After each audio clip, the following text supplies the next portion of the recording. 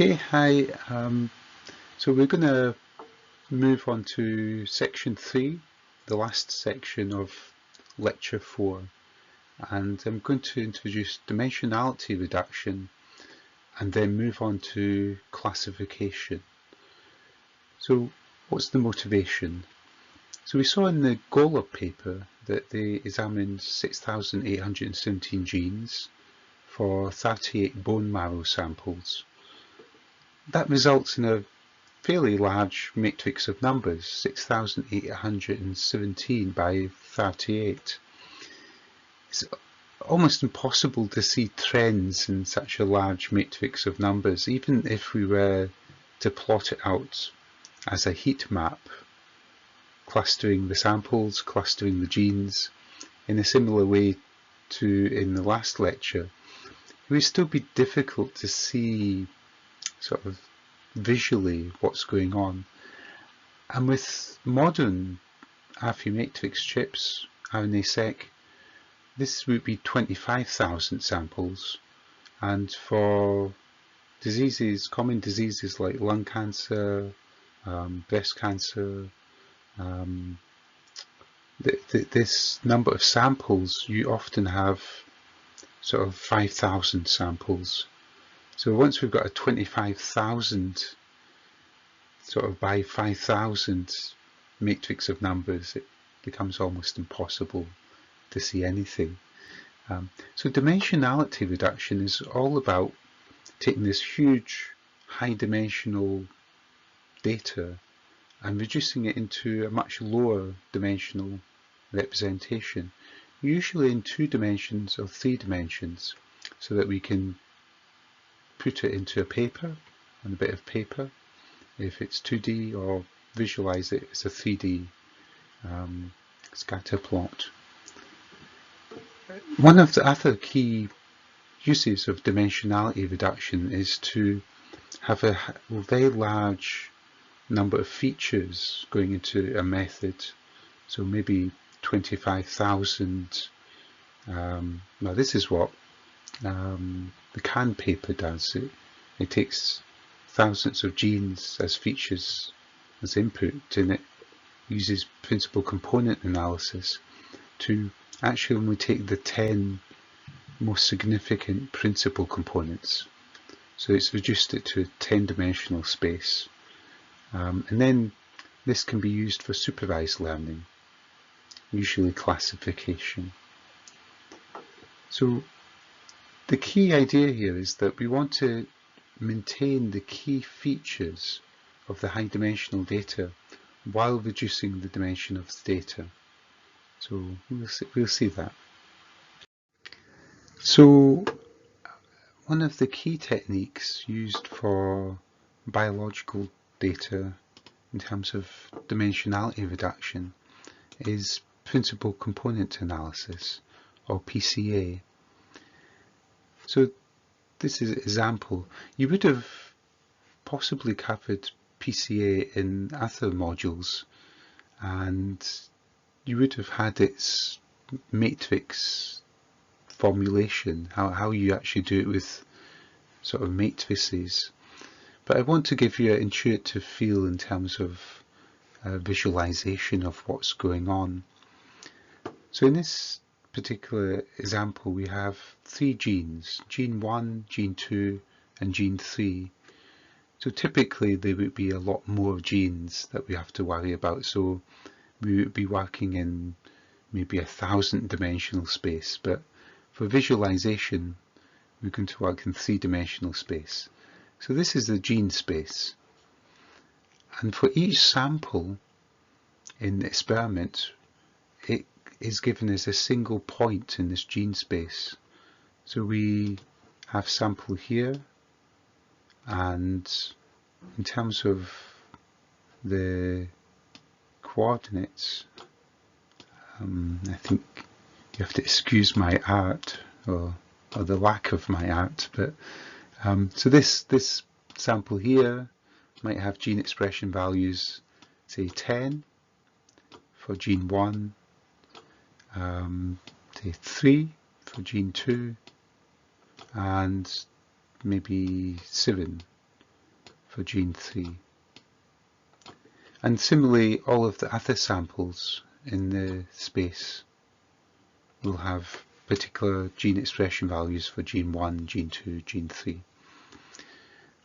For PCA, it's an unsupervised technique, so we don't really need to label the points, but I've labelled them really to show a common scenario that PC1, principal component 1, separates out maybe 2 of the different labelled sample types, and then principal component 2 is representing some unknown variation within the red starred samples.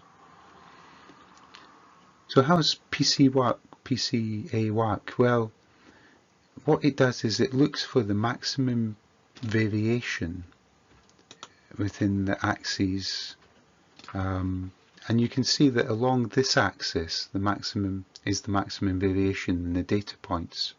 So this becomes principal component 1, and then the next axis it looks for an orthogonal axis which explains the second most maximum amount of variation in the data points. So this then becomes principal component 2. You'll notice that this principal component 1 has got a component of gene 1, gene 2 and gene 3.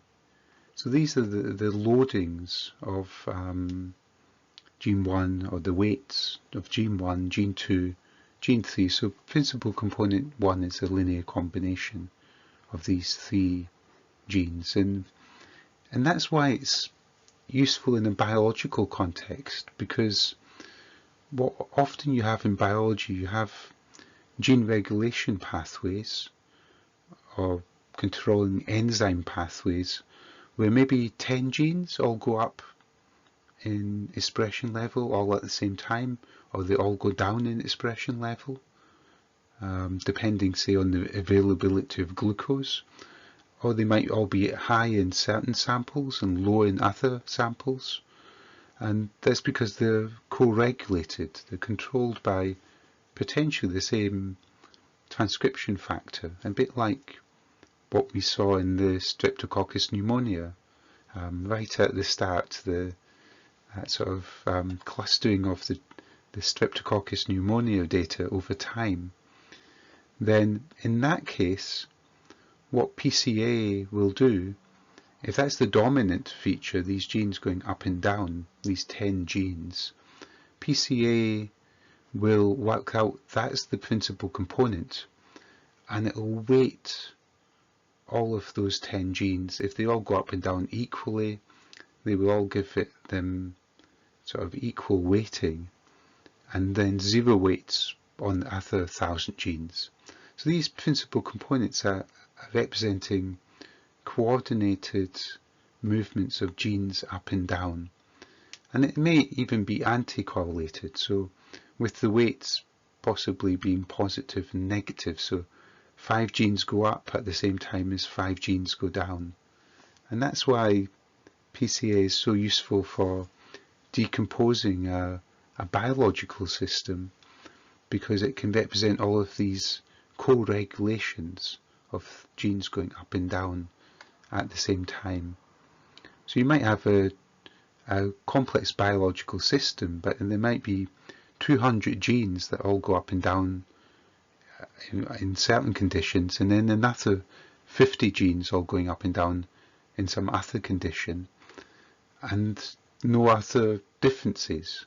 So that might be 4,000 genes involved. So you can turn that 4,000 dimensional space into really a 2-dimensional space. The genes, the group of genes that go up and down, and the other group of genes that go up and down together. So that's the key ideas why you use PCA on biological systems. You then take your new axis system, and that's basically what you turn it into. So there we've turned the 3-dimensional data into a 2-dimensional representation that captures most of the important feature in this case, most of the variance in the data. So this might explain 70% of the variance, and this might actually explain another 20%, and then maybe 10% which is along this way, which is not explained. But that's the key idea. But in reality, we have a very large dimensional space. So the gene space might be 1,000 dimensional, and we might be able to turn it into just a two-dimensional representation using PCA. So yeah, this is the normal scenario. You've got, say, a 6,718 dimensional space, and we're plotting the data in this high dimensional space that we can't see, but we're seeing that the data is still explained, the variation in the data, just by two axes. Each axis might involve hundreds of genes going up and down at the same time. So that's the reality, is that we're working in these very high dimensional spaces, and we're trying to reduce it down to a smaller number of dimensions. There's two ways we can use PCA in a similar manner to what we did in clustering. We can cluster the samples, or we could cluster the genes. And the equivalent in PCA would be, we have the genes as axes, and we have 38 points, each representing one sample in this 6,718 gene space. And then we could use PCA to turn it to a two-dimensional space, or maybe a three-dimensional space, which is showing the relationship between the samples. So that's what we've been doing. Alternatively, we could actually have the samples as axes and have 6,718 points, each one representing a single gene, in this 38-dimensional sample space. So how does that work? Well, say we've got a gene, it's the actin gene, then where it's put into this 38-dimensional space, well, is the value of the actin expression for over all 38 samples. So that gives us that position in the 38-dimensional space. Then PCA can generate a two- or three-dimensional plot which shows the relationship between the genes for those samples. So you're hoping that genes which behave similarly will be close together in that space. So those are the two ways of using it. I mean, it's much more common to look at the relationship between the samples, hopefully showing samples which are behaving in a similar manner. So what does PCA try to do? Well, it tries to maintain the maximum variation in the data while reducing the dimension of the space. But other dimensionality reduction techniques try to maintain other features of the data. So another very common one is multidimensional scaling, MDS, and this tries to map the data into a lower dimensional space while retaining reasonably accurate distances between the points. So it's more a geometric dimensionality reduction. We've got high dimensional space, we've got distances between the samples, say, and we want to put into lower dimensional space where we try to, as accurately as possible, maintain those distances between samples. So that's a slightly different one. PCA is probably much more common for biological gene expression data. So the Khan et al. Paper uses PCA for dimensionality reduction before training the neural network. So they convert the gene space into 10 principal components, and they that's what they use to train their neural network, and it's what they use to then sort of see what do inference on sort of unknown samples. They also use, so they use PCA for that, but I chose this paper partly because it also uses multidimensional scaling, and it uses it to visualize the 4 cancer subtypes in MDS plot. This is using the gene expression data, but it's doing MDS plot into 2 dimensions.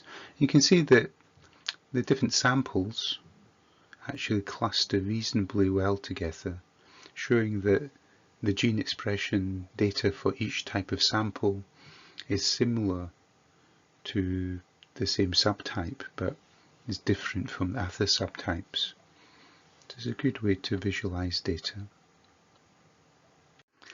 So as we mentioned with the Khan et al. Data, that this paper first does dimensionality reduction, essentially to bring the input space, which is 6,000 dimensional for all the genes, down to a 10-dimensional input space. One of the reasons for that is most prediction methods do not work with very large input spaces due to the curse of dimensionality. So we want to produce a smaller input space for the classifier or the prediction method. So let's talk about sample classification. You would be familiar with this in a number of other modules. You've got methods like decision trees, SVMs, random forests, neural networks. In fact, David would have shown you a classifier which the CyPred, which takes a 15 amino acid input window, and it predicts the central amino acid being one of 3 classes, either alpha helix, beta sheet, or coil structure. So that's what a classifier does. It predicts one of a number of classes. How is it used for omics data analysis with clinical data? Well, we quite often use it to do diagnosis.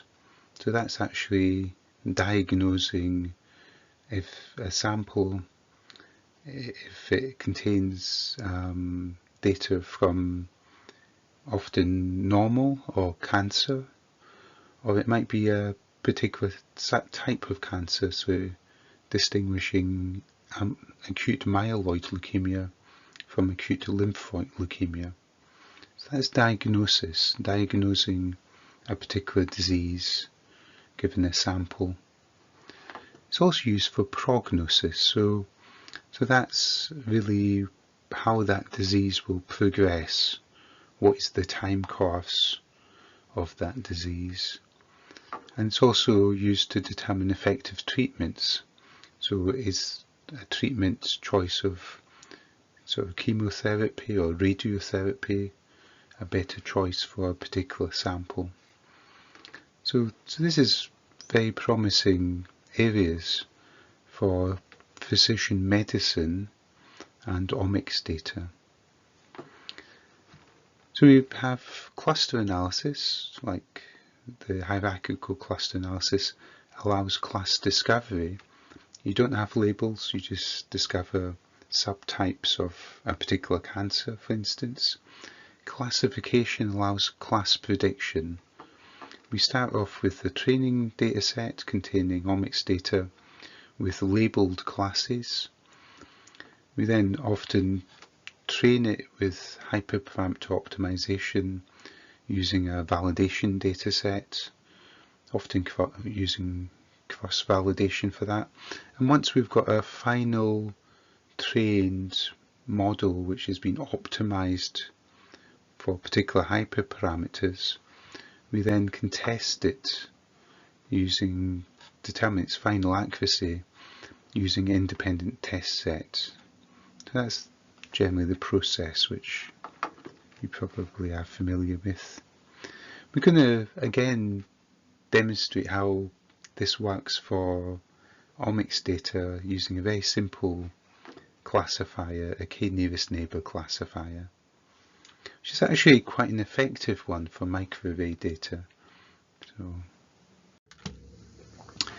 So again, I'm going to show it graphically with very few genes. So you've got gene 1, you've got gene 2, and the idea with k-nearest neighbours is that you basically put down the data that you have as labelled data. So we've got acute lymphoid leukemia samples 1, 2 and 3, and we've got the acute myeloid leukemia samples 1, 2 and 3.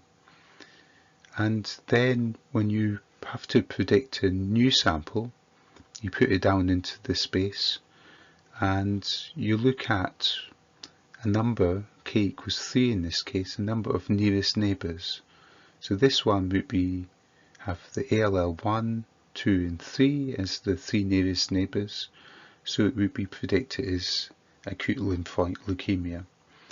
This one's actually in the boundary between the two types of samples, so but it's closer to 2 myeloid samples and then 1 leukemia, so it would be a majority vote and it would be predicted as acute myeloid leukemia. So that's the key for it's the sort of key for k-nearest neighbours. But we have to remember that, yeah, this looks sort of trivial in 2 dimensions, but we have to do it in a very high dimensional gene space. So this might be 2000 dimensional gene space, whereupon k-nearest neighbours is now not very easy to visualise how it's working. So if we actually do this for the real GOLUB data, and we do sample classification for acute lymphoid leukemia, so we'll take that as the positive sort of outcome and the acute myeloid leukemia is the negative, then applying k-nearest neighbours to all of the GOLUB data, we actually get fairly good accuracy. So we've got the real samples here, acute lymphoid leukemia, and then the predicted is acute lymphoid leukemia. So these are true positives. It's predicted ALL positive and it's got it correct. This one was acute lymphoid leukemia, but it predicted acute myeloid leukemia. So it's probably on the boundary between the two areas, gene expression areas. So this is a negative prediction because it's acute myeloid leukemia. So that's a negative prediction, and it's actually also got a false because it was meant to be acute lymphoid leukemia. So it's a false negative. If you go down, we've got this acute myeloid leukemia sample real, but it's predicted acute lymphoid leukemia. So it's predicted a positive result in this sense, but it's a false positive because it's got it wrong. And then there's true negatives, myeloid leukemias which are predicted as myeloid. So this is the terminology. We quite often express the results as a confusion matrix. It got 19 true positives, 10 true negatives, so those are the correct predictions, but unfortunately it has 4 false positives and 1 false negative. And then there's lots of sort of scores we could use. Accuracy, how many did it get correct out of how many samples there were, 85% accuracy. Sensitivity, true positives over true positives plus false negatives, true positives, false negatives. So it's the how many true ones did it get correct out of all of the ALL samples. So 19 over 20 gives you 95%. Specificity is how many true negatives there are out of all of the negative samples, real negatives. So that's all of the AML samples, and this is then 10 out of 14, so 71% specificity. False positive rate, false positives over 2 negatives plus false positives. So that's 4 out of 14, so 29% false positive rate. So that's some of the measures, and quite often then for a binary classifier like this, you quite often do a ROC plot, a receiver operating character, or a precision recall plot, and you use the areas under those plots to give you a sense of how well the predictor is doing. So that was the goal-up data using a simple k-nearest neighbour. Looking at a slightly more sophisticated classifier, example the Can et al. Study. So we've looked quickly over this as sort of motivation, but if we look at the results in more detail, we have a number of sarcoma cancer samples which are called small round blue cell tumours, and there's a number of different types of them: Ewing sarcoma, neuroblastoma, rhabdomyosarcoma, non-Hodgkin's lymphoma. And that was the main purpose of the Can et al. Study, was to take gene expression data of these samples which look similar in terms of histopathology, looking down the microscope, and actually work out from the gene expression sample which type of sarcoma the sample is. So they had 88 experiments, 88 samples. This consisted of 63 training, 25 test. So they took the test samples and they didn't use them at all for any of the training process. And then so they filtered out genes which were not changing so much, ended up with 2,000 genes left from 6,500. Then used dimensionality reduction, principal component analysis. They reduced it to 10 principal components with the 88 samples. And then they took the training samples, 63, random partition into 3 groups, and did a threefold cross-validation and trained a very simple neural network to have 10 inputs from the 10 principal components, and then predicting the 4 outputs for the different types of sarcoma, Ewing sarcoma, rhabdomyosarcoma, etc. They did 100 epochs to train the network, and then they did a reselection of the threefold cross-validation, and just to make it robust they then also did a repartition of the 3 groups to choose different random sort of groupings of them, 1,250 times. And then eventually they looked at sensitivity analysis of which genes were influencing the network output the most, and they minimized the number of genes and went back to the start and used that more minimal subset to do PCA to get the 10 components and repeat. So they were trying to get a minimal subset of genes which could produce this 4-class output. How well did they do? Well, they did very well, I guess is the answer. These 4 types of sarcoma are distinguished by particular chromosomal differences, for example. So Ewing sarcoma has a number of genes which actually join together, and this causes a change in the gene expression of all the genes within that section of the chromosome.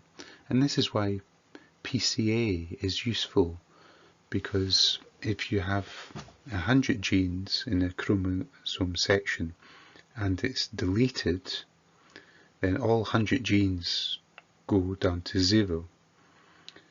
Or if it's duplicated, generally the 100 genes will then get the double expression value because there's 2 copies of each gene. So the PCA actually expresses these chromosomal changes by looking at how genes which are next to each other in the chromosome potentially decrease and increase.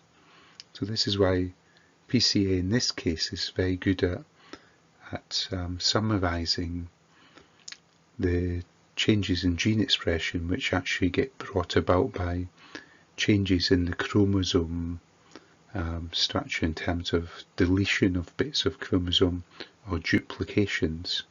So that's a different sort of mechanism of how PCA is working compared to the pathways being turned on and off, regulated, co-regulated pathways.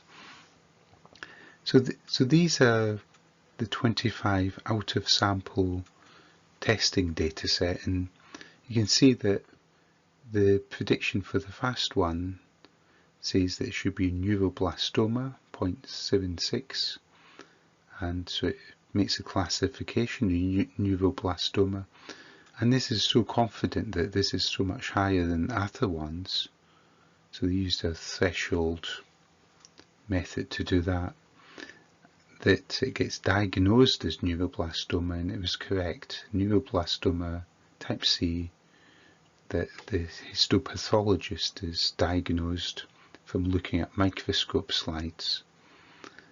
The next one, 0.67, is Ewing sarcoma, and it's very sort of clear compared to the other scores. Ewing sarcoma, it's diagnosed Ewing sarcoma, and it is Ewing sarcoma. Test 3 is a case where it isn't clear which one it is from the outputs. So his rhabdomyosarcoma is the highest one, but it's not diagnosed as anything because it's not that different from neuroblastoma, and they're correct not to diagnose it as one of those 4 classes because it turns out to be osteosarcoma, bone cancer. So we can see that all the way down it's got things correct, the rhabdomyosarcomas, the Ewing sarcomas, neuroblastomas. Things where it does make predictions, well, osteosarcoma, sarcoma C, which is different again, skeletal muscle contamination. So this one, it's underpredicted. It was rhabdomyosarcoma,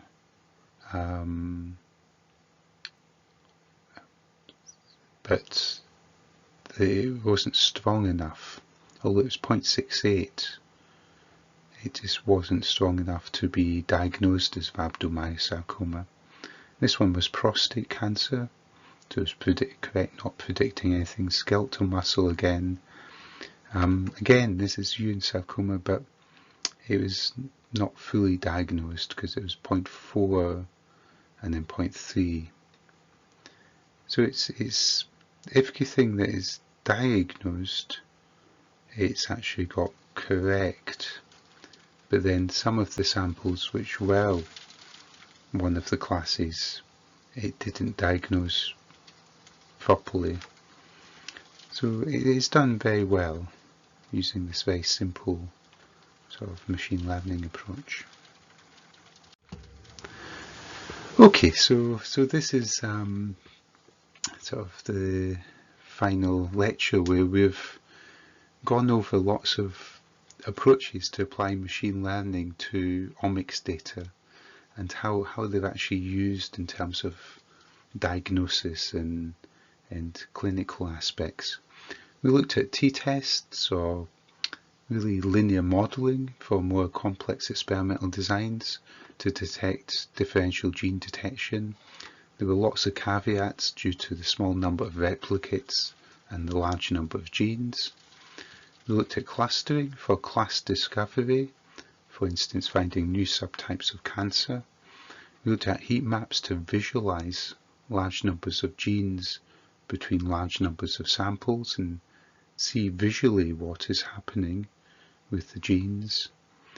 Dimensionality reduction to visualize the data in terms of just a smaller number of dimensions, and sometimes that dimensionality reduction is used before doing sample classification, such as k-nearest neighbours or neural networks, to do class prediction for both diagnosis and prognosis. Okay, so that really brings to a close the last lecture about applying machine learning to omics data. The coursework is essentially going to be doing this, so hopefully that's given some sort of strong hints about how to approach the coursework, and I'm hopeful that you will apply other machine learning techniques that you bring from other modules into that coursework. Good luck with your studies and good luck with your final results, and I'll have to get the coursework out quite soon, although the deadline's a bit later, so I'll certainly give you a good 4 weeks or more to do the coursework once it's released. Okay, yes, good luck, and I'll see you soon. I think we'll have a question and answer about this, and also the coursework question when it's released. We'll do a question and answer to resolve anyone's questions about that. Okay, bye.